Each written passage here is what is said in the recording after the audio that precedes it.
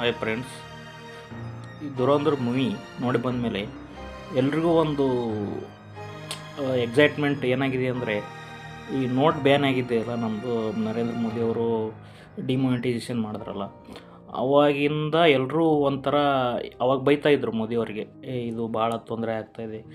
ಇದು ನೋಡಿ ಬಂದಮೇಲೆ ಎಷ್ಟೋ ಜನಕ್ಕೆ ಅರಿವಾಗಿದೆ ಇದು ಫಿಲ್ಮು ಆ್ಯಕ್ಚುಲಿ ನಮ್ಮ ಇಂಡಿಯಾಕ್ಕೆ ಎಷ್ಟು ಅವಾಗ ಲಾಸ್ ಆಗ್ತಾಯಿತ್ತು ಇದರಿಂದ ಅಂತ.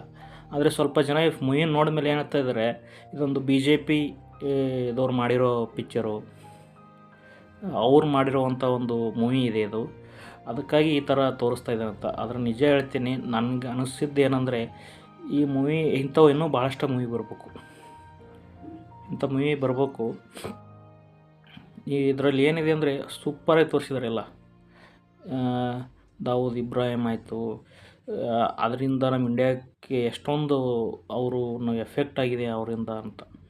ಸೊ ಪ್ಲೀಸ್ ಎಲ್ಲರೂ ಈ ಪಿಕ್ಚರ್ನ ನೋಡಿ. ಮತ್ತು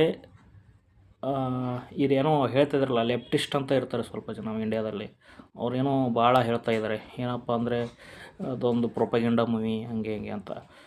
ಸೊ ನಂದು ಒಪಿನಿಯನ್ ಏನಂದರೆ, ನಾನು ನೋಡಿದ್ದೀನಿ, ನಾನು ಮೂವಿ ನೋಡಿದ್ದೀನಿ, ನನಗೆ ಆ ಥರ ಏನೂ ಅನಿಸಿಲ್ಲ, ನಿಜವಾಗ್ಲೂ ಆ ಥರ ಏನೂ ಅನಿಸಿಲ್ಲ.